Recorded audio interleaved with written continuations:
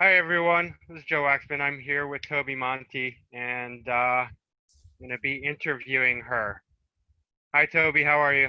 Hi, good. How are you?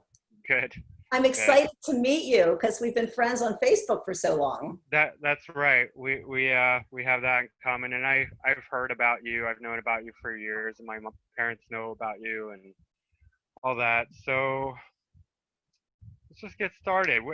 I want to hear about how you found out about macrobiotics. What was your introduction to macrobiotics? Well, I had just gotten out of college and I was in Tom's dorm room, and a guy came in and he said he has friends who started this really weird diet. And he said, I think it's called something like microbiotic. Right, And he said, right. I don't know anything about it. He said, all I know is that dairy is bad, which was shocking to me, and skinny is good. So it's like, okay, it sounded crazy. Oh, and then he said it's based on yin and yang, Right. whatever that is. And something grabbed me. I don't know what it was, but something grabbed me. And I said, how can I find out more about this? And he said, well, when I talk to my friend in Boston, I'll get his phone number and I'll give it to you. Every time I saw this guy Pack, his name was Stan Pakinowski, we called him Pack. I said, Stan, did you ever get his number? And Stan would say, oh, I haven't talked to him yet. I haven't had a chance. Anyway, so put that on the back burner. One day, me and Tom were in the health food store. I had already gotten an interest in food. I didn't know what I was doing, but for some inexplicable reason, I stopped eating red meat, and I don't even know why. Huh. And I found myself in the health food store, and I would do things like buy sugar in the raw to have with my coffee and my cheesecake because I thought it was healthier. So I had that awareness happening. One day, me and Tom are in the health food store, and I see that he's looking at the books and he's absorbed in one particular book. And he's like, he can't get his nose out of the book. And then he goes over to the cashier and he says, is there a mirror? Can I go find a mirror someplace? I have to look in the mirror. She says, go in the men's room. Next thing I know, he's in the men's room. He's not coming out. And then finally he comes out and he says, look at my eyes, look at my eyes. And I said, what are you talking about? He says, I'm Sampaku. Huh. So I didn't know what the heck he was talking about. And then all the way home, he bought the book. He had $7. The book was 12. The cashier gave it to him. She says, it's been sitting here forever. Nobody buys it. We're on the way home. And he's talking about Marilyn Monroe was Sampaku and John F. Kennedy was Sampaku. And I have no interest how relevant this is. We're having dinner. I'm actually cooking dinner. And Tom's sitting at the table. And he's absorbed in this book. And all of a sudden he says to me, Toby, you're going to want to read this book. And I said, really? And he says, yeah. He says, this is the diet Pack was talking about. Nice. I said, you're kidding. So I went, I looked over his shoulder and we started reading together. The next day we drove down to the Jersey Shore. We laid on the beach on our stomachs side by side. We started from the beginning and we read, you were all Sampaku. Yeah. And Yeah. it was, I just can't tell you. I mean, I could kind of cry just thinking about it because it was the beginning of so much. And I came home. I didn't know what I was going to eat. I knew I was going to get brown rice somewhere. I Let had me. a, Sorry. I just quick question. What year was this, and how old were you? this was 1976, and I was 23 years old. I had been out of school about a year and a half, and Tom was still in school. Hmm. So I went home and I started throwing things away. I don't eat this anymore. I don't eat that anymore. And I didn't know what the heck I was doing. And soon after that, Pack came up with his friend's phone number. It started happening fast then. His friend's name was Jeff Wyckoff. So I got on the phone to Jeff Wyckoff and I said, I have to learn about this. I have to do this. And he sent me a book and it was called Freedom Through Cooking. And I opened it up and inside it said, this is just the beginning. It was Iona Tea Garden. And Oh, then somehow I got connected to Denny in Philadelphia, started going in every Saturday, taking cooking classes with Marilyn Waxman. oh, yeah. And we used to go to these Friday night dinners. It was in Philly at a scene. And sometimes we go to Bala Cynwyd and your father would give the greatest talks. And it was such a thrill to just, first of all, see what they were cooking because the food was great. And then just to hear what Denny was going to say, Mhm. so it was just a beautiful time of learning. And it was exciting. It was a really exciting time. That was our Yeah. beginning. So that followed through how many years? Where are we at now? I'm old now. I'm 67. So we're looking at, I don't know, 43 years. Right. So let's see. What year were you talking about? Like that was the 80s. Was that the 80s? That was after 76, right? That was after you had already been This was macrobiotic for a number of years. 1976. And then we, what was it? It was around 79. Okay, so we're getting into macrobiotics. And I was like, to me, it was like falling in love. Like I'd go to a scene every Saturday, I'd get new books, I was trying new recipes. Tom loved it. He loved the philosophy. He was a little bit slower to accept the culture because Tom was never sick. He was very, very healthy. He was, he always said, I love this. I love the philosophy, but he says, I'm never going to give up roast beef sandwiches. He says, I played basketball, I ate roast beef sandwiches. So I was sitting in Marilyn's cooking class. And I remember saying to her, I said, Marilyn, I said, I'm dating a guy and, I love him, but I don't think we could ever get married because I don't know if he's ever going to really be macrobiotic. And Marilyn said, just give him miso soup and brown rice every day. He'll come around. And that's exactly what happened because I was living an hour away. I was teaching school and I was doing the cooking. Tom was still in college. He'd come and visit me on weekends. He'd come during the week. And he would feel better from the rice. And the more he ate the macrobiotic food, the more he came to love it. So, and then in the 80s, Tom wrote a book, became very popular, New York Times bestseller list, and that was related to what my yes. parents were doing, Dr. Satillaro. Can you talk a little bit about that? Yeah, I remember. I remember how it all happened. Like it was just yesterday. The whole thing started a little back from Recalled by Life. Your father came over to Tom after an open house dinner and he said, Tom, we have a magazine called the Macrobiotic Review. This must have been 1978. And he said, would you write an article about our summer camp for the Macrobiotic Review? And that was a very important moment because it was at that moment that I think in Tom's head, macrobiotics and his work came together. And we went to the summer camp and did that. And it just started to change things. And then one night, I remember we were with your dad and Murray Snyder, may he rest in peace, at a restaurant in Baltimore.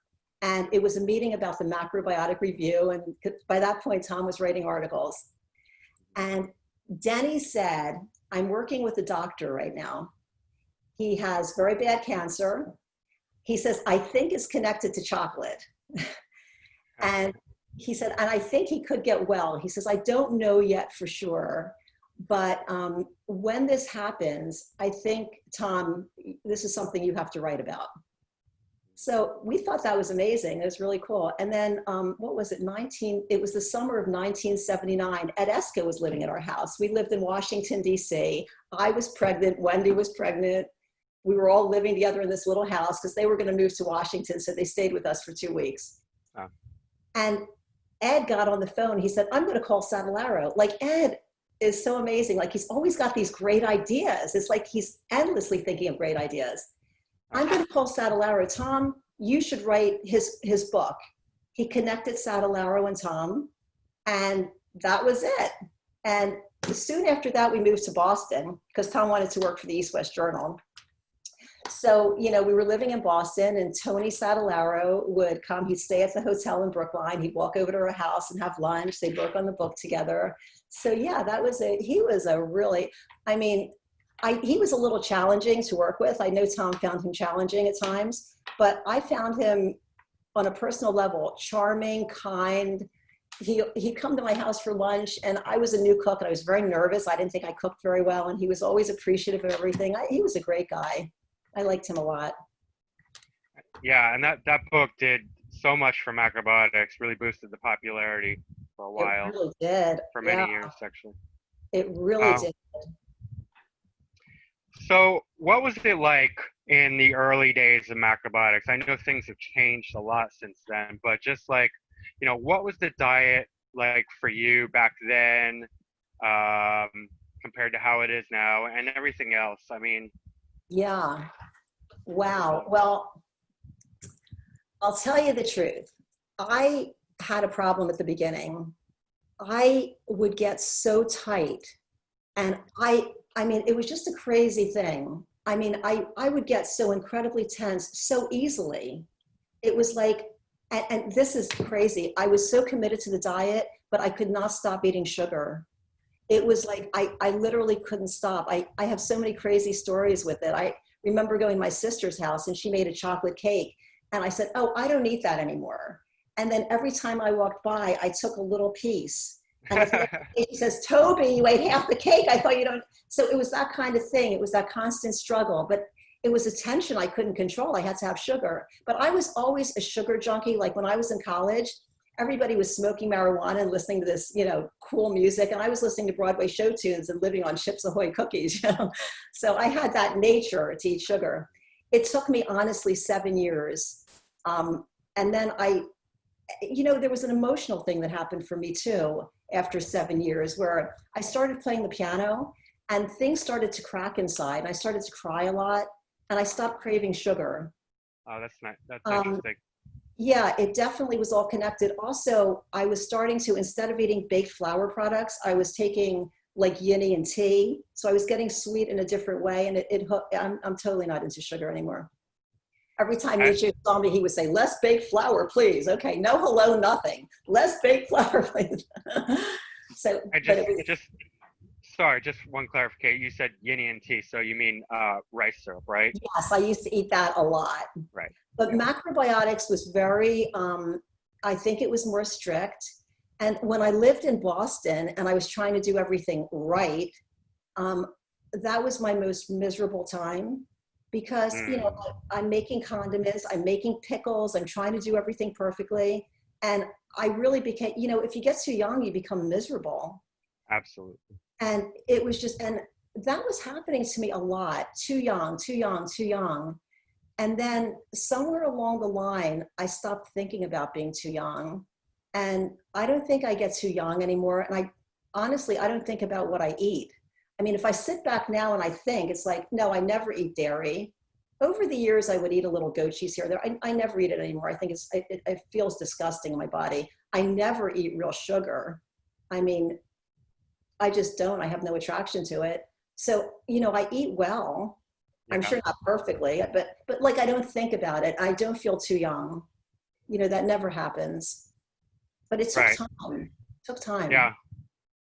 It's like once it goes into your body, it stops being conceptual and it just becomes a full lived experience. It's like, how do you decide what to eat? Well, you just know on such a deep, full level, experiential level, and yeah, that's how I experience it.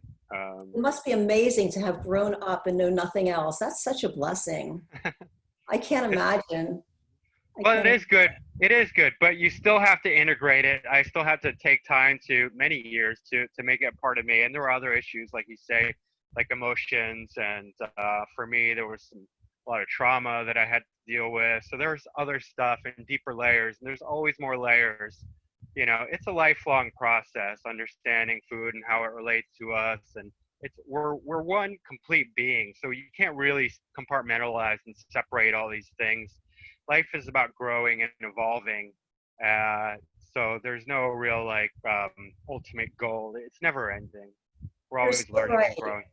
You're Yeah. so right. You know, I had a certain amount of trauma too, which I think is what drove me to macrobiotics. Both my parents died very young in their 40s. Hmm. So my father died when I was just turned 11 and my mother died when I was 18. So when I heard that there was a diet that could actually help people, I mean, it was a no-brainer. I mean, I was so happy to find it. And, you know, I think this was a really important piece for me with macrobiotics. Not only did it give me a sense of some security at a time in my life when I was alone in the world and really needed it, but it also connected me to my body because trauma could really pull you out. And I Yeah. was so out of touch with my body. Like I remember in college, I would break out, you know, pimples and Tom would say, are you constipated? And I say, I don't know. What does that mean?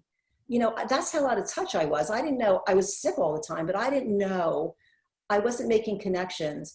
And I feel like when I started to say or feel this food makes me feel this way, or this makes me feel that way, it sort of turned into trusting something inside. Like this is what I feel inside, or this person, I can feel I'm tightening here. Yes, it's not from yang food, but my boundaries are being violated.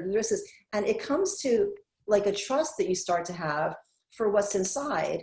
You know, it may not be right all the time, but there's an integrity in saying, this is true, this is authentic, this is me, I'm having this experience. It may not bother you to eat dairy all the time, but when I eat it, this is what feels for me. Yeah. It did become a whole body thing. And I think too, not having all that junk to work through, you get to a certain baseline in your being where you can really deal with the essence of your issues and what's really going on, you know?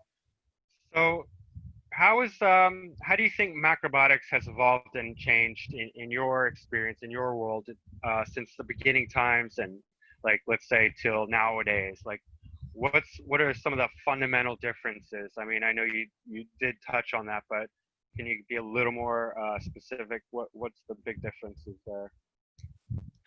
Well, back then we had a lot of macrobiotic teachers, and macrobiotics was much bigger. I mean, there was the Kushi Institute.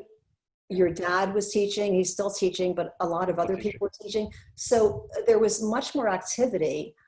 Right now, I don't even know what's going on. You know, with Michio gone, there doesn't seem to be a strong central, you know, essence of macrobiotics. And also people are going off in different directions. Like they're macrobiotic plus they do this. You know, I don't know too many people who are just macrobiotic teachers. So it has become more assimilated into the society.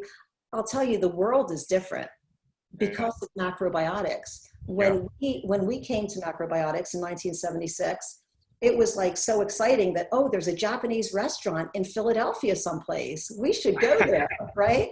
Or it was so cool to go to Washington, and they have a place called the Tacoma Park Cafe, and you could get falafel. So everything was like so unusual, and now it's like everywhere. And moving to Boston, Bread and Circus, a tiny little store was, wow, Bread and Circus. Now there's like Whole Foods all over the world, right? Whole Foods, Jeff Bezos, Amazon, the biggest corporation in the world owns it. I know. So macrobiotic, you know, that's macrobiotics. And so how has it changed? I think it's been watered down. You know, it's whatever happened. I mean, you know, I've never been one to feel like, oh, we got to hold on to macrobiotics. You know, how things go is sort of, it's like, that's out of my pay grade. You know what I mean? The big picture. I don't know when something's going to be up and then go down and then the time will come. I just think that right now, I don't meet many people, men or women, who want to stay home and cook all day, you know, or spend 3 hours cooking. It's a very different consciousness. Right. I remember being on Facebook many years ago, and somebody asked the question, how long do you take to cook dinner? And people were saying 20 minutes, a half an hour. And I said 2 to 3 hours. And the person said, what are you macrobiotic? And I said, actually, So yeah, so that's just my experience. But, you know, I'm not in the center of it. There's not a lot of it happening around here. Tom always teaches macrobiotics and, you know, as part of his counseling, but it's not his, you know, he does mostly emotional, spiritual counseling, but he incorporates, of course, macrobiotics. So, I mean, it's all, like you say, it's all the same, all connected. Well, you say you don't teach macrobiotics, but I see you're very active on social media, especially Facebook, and you do write very well, you speak very well, and you do talk about important issues that I would say are macrobiotic related, even though maybe they're not limited to what we know of as macrobiotics, but you are very vocal, and I appreciate that. So, thank you. Some people don't appreciate it. Well, I mean, you know, the truth tellers get criticized most often, you know. I know. But what are can you talk a little bit about that? What are your big concerns these days? Well, you know, I really got into the vaccine thing, and I got into it kind of by accident, you know, because of macrobiotics. We didn't vaccinate, we didn't circumcise, we babies at home, you know, the whole thing, right? Didn't think anything of it. It was just what we did. And I didn't care what anybody else did. And 1997, we had a whooping cough epidemic here in Amherst. And it started with a fully vaccinated 4th grader in my son's class. And I was very good friends with his mother. And she called me up and she says, "You're not going to believe this. Paul has whooping cough." How did he get whooping cough? I vaccinate him for everything. He had whooping cough. Anyway, one vaccinated child after another got the whooping cough. And I got scared because somehow in my mind, irrationally, I thought, am I going to be blamed for this? You know, a lot of people knew I didn't vaccinate and I didn't know if I had done something, and I never thought about it. It's just something we didn't do. Anyway, my daughter, our daughter was a sophomore in high school. Her best friend had it, her boyfriend had it. Kids are coming into the house coughing. And I get a note from school and it says, "Christina cannot come back to school for 3 weeks unless she takes this medicine." So I went to the doctor, he wrote out the prescription, sent it into school and said, "This is what Dr. Gladstone recommends for Christina." And we never filled it and just kind of waited the whole thing out. I was a little nervous. I was like, "I want you home early. You got to eat miso soup, no sugar." Anyway, our kids never got the whooping cough. 3 kids, 4th grade, sophomore, and senior in high school. Meanwhile, everybody's got whooping cough. So that was interesting. That was the first thing that I thought of. Many years later, I think it was around 2015, I started seeing on social media, on the TV, it was around the Disney World scare with the measles. Children are getting whooping cough all over the country because people are not vaccinating their kids. And I'm listening to it, and this was new to me. I thought, but that's not true. That's not true. And it started like bugging me, you know? And I said, I have to say something because I've never been someone who really speaks out a lot. I was not, you know? I'm home. I love being home. I'm just not that way. And anyway, I wrote something, and of course, nobody would publish it. It's like, what happened to my 3 kids when whooping cough broke out? And the answer was nothing. And I realized in retrospect that the reason they didn't get whooping cough was the same reason they didn't get mononucleosis, flus, all the other stuff that was going around. Thank you, God, but our kids were not sick, and their friends were. Same reason. You know, you breastfeed, you know, you take care of your kids, and it takes time. It does take time, but what could be more important than that? What greater gift could you give to people you love, right? Exactly. And we know from experience that these kids, time and time again, we see how strong their immunity is without vaccines, without all these, you know, pharmaceutical drugs and prescriptions. We have strong immunity. We know that. Totally. And, you know, so I wrote this article and Natural News published it because nobody else would. And when I wrote the article, all these people started friending me on Facebook, and they were parents of vaccine injured children. Anyway, then I started to learn, wow, there's a lot of kids that are vaccine injured, and there's a lot of parents who are suffering. And the whole combination really struck a chord with me. The mother going to the authority figure, trusting, loving their child, I want to do the right thing, being betrayed, all of it. It just started to really affect me on so many levels. And I just started to feel, I have to tell. I'm sorry, I get emotional about this. And you know why I get emotional about this? Good. Because someone told me, and I will never forget it. And I don't care how many people hate me, and I don't care how many people get upset about it. I'm going to tell people because somebody out there might say, wow, I'm going to think of that. Exactly. Because, you know, we had the gift of a beautiful, healthy family, and I wouldn't have had that. You know, I wasn't healthy. I was always sick growing up. I never thought I'm 67. I never thought I'd see 67. And so, you know, I have a lot of gratitude. And what would I want to do that? I want to give that to others who are open. Exactly. Yeah. I totally agree. And that's the way I feel. I want to give back. That's why I'm doing these interviews. That's why I'm setting up my website, which I haven't introduced yet, but I will when there's enough content. You know, giving is giving to yourself, you know, and anyone who knows that, who feels that in their heart, I think just wants to give automatically. Exactly. And I appreciate that about you, with all your outspokenness, and I'm also outspoken, and I think I love your posts. Yeah, you're more outspoken than I am. But I do want to tell you something. I got a kind of message inside about being outspoken, and that is, over the next few months, be quiet. I really feel that. And the reason I feel it is because I don't know if I'll be able to do it. So if I say something, just write me and say, remember what you said. I just feel that right now people are so hot and people are so afraid and so upset. And with the election coming up, that to throw yourself in it, I don't feel like there's any receptivity in the world. People are too afraid. And so I just as soon just stay out of the fray right now for a while, Sure. Yeah, it's too crazy. And I've been called so many names on Facebook. I mean, I had one day, one guy said that people like me should be taken out in the street and shot because I didn't vaccinate my kid. That was upsetting. Uh, uh, That yeah. was upsetting. There's so much upsetting things on social media and people like that. And I agree with you. And this is sort of my next step. This is the evolution for me of being outspoken. I don't want to be outspoken to my detriment. I just want to share knowledge and I want to help people in the best way Absolutely. possible. So this is an evolution for me. This is where I'm focusing my energies right now. And yeah, you talked about the world being crazy, and I certainly agree. Everything seems extremely crazy right now, and I'm wondering, like, sometimes I get the feeling like, oh, the world's gonna end soon. I mean, really, like, Apocalypse. it feels that way. It feels that way. I don't Yeah. think it's gonna completely end. I don't know what's gonna happen, but certain things are ending.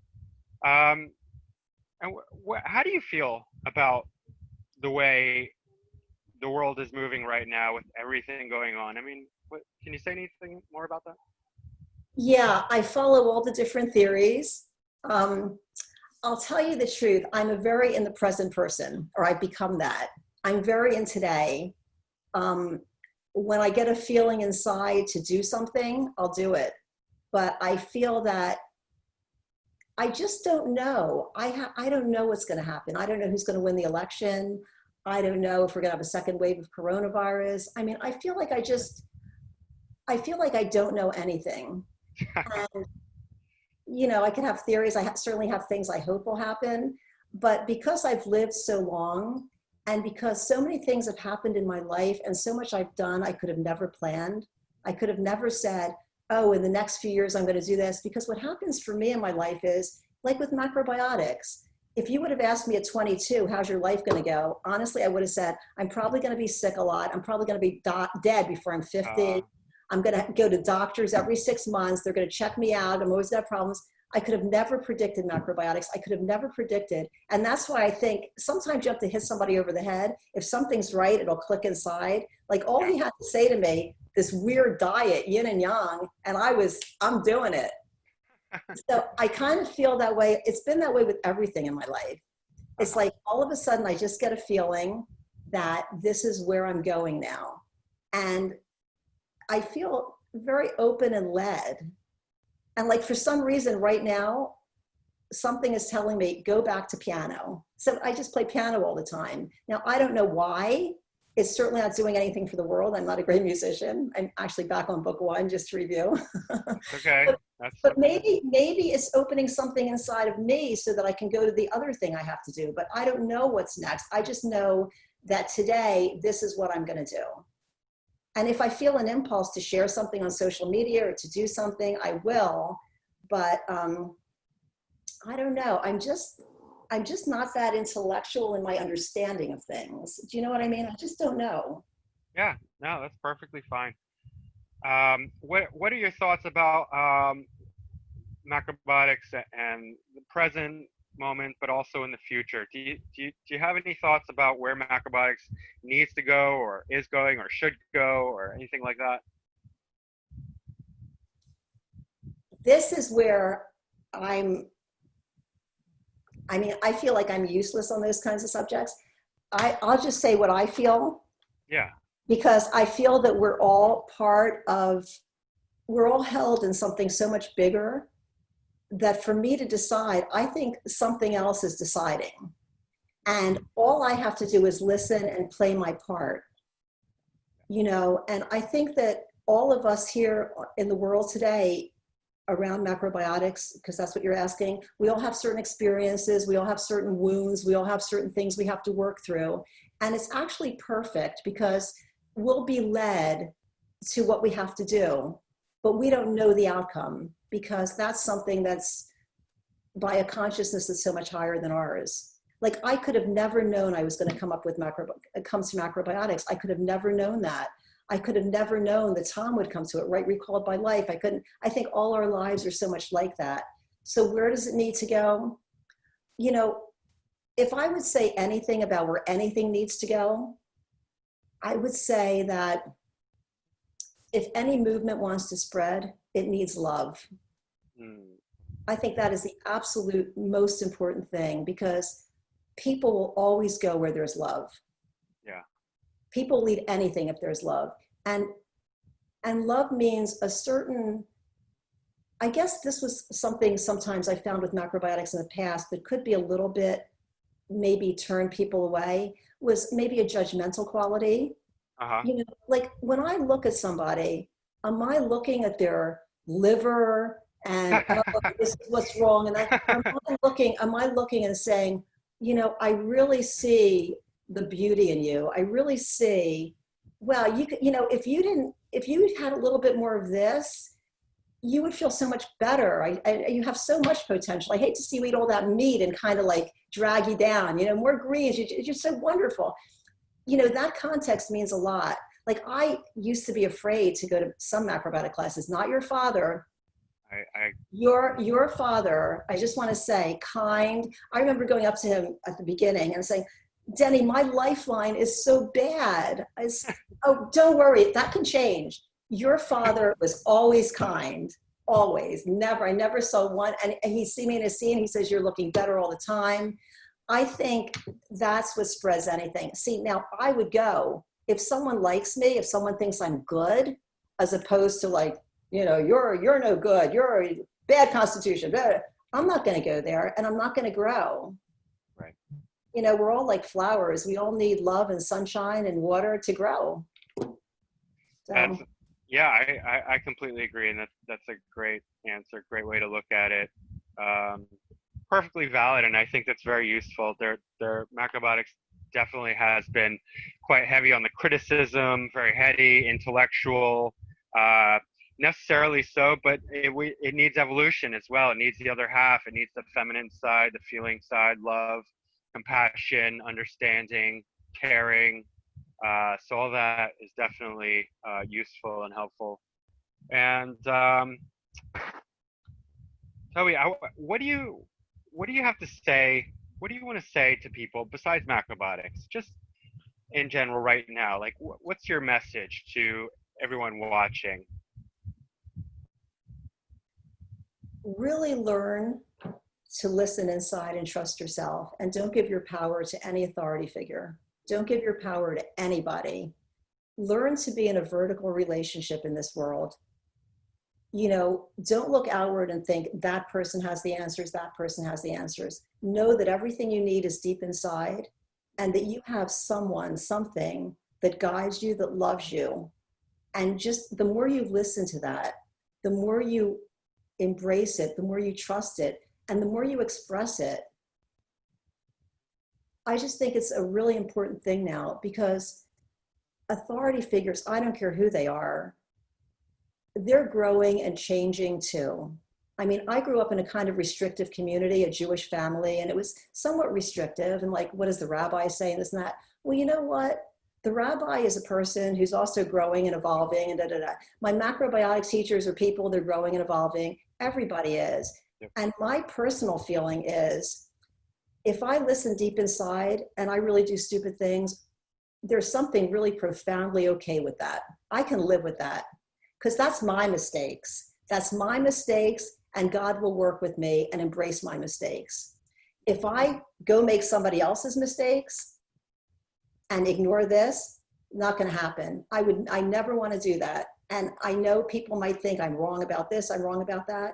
It doesn't matter. All that matters is that I'm right inside, that what comes out here is matching what's in here. And I've learned to trust that, because I'm in such a better place with so much gratitude at this age than I ever thought I would be.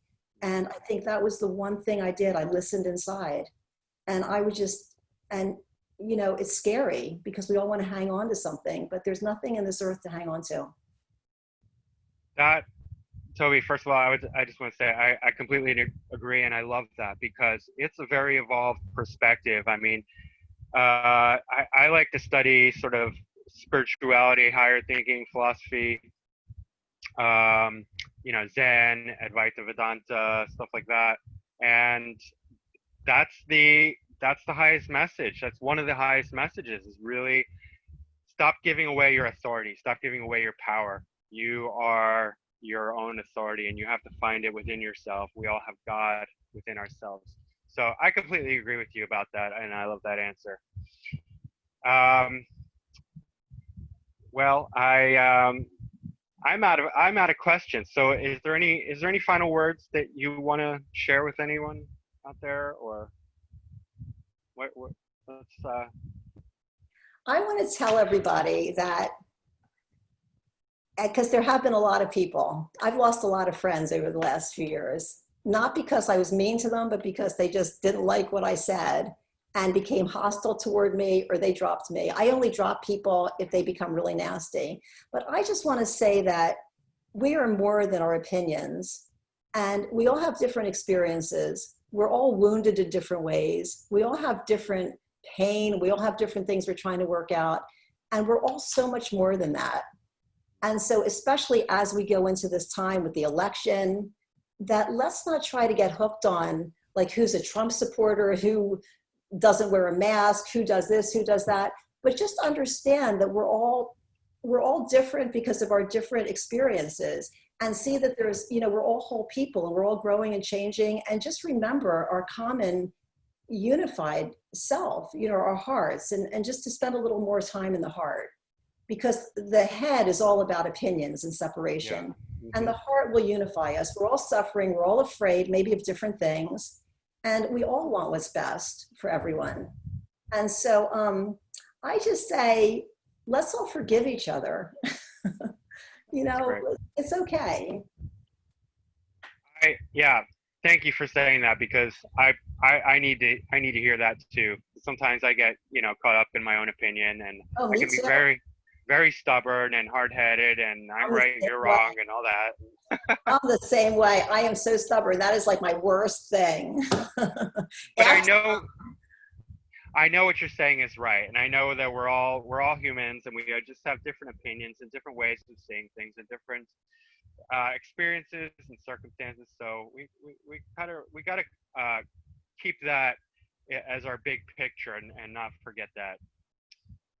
Well, Toby, it's been great talking to you. I really enjoyed this time, and yeah, I think people will enjoy it too. So thank you thank you so much. so much. Nobody ever interviewed me before, so it's really an honor. And I'm so excited that I finally got to meet you too. Yeah, well, I want to interview everyone who's willing, people like you who don't necessarily have a prominent stage anywhere else or whatever. Just something, if you have a story to tell, you've been macrobiotic for a long time or even a short time, and you just have a story to tell, I would love to interview. So get in touch with me. All right, everyone. Thank you so much. Okay, Thanks, thank you. Thank Toby. you Thank so you. much. Okay, bye-bye. Bye bye.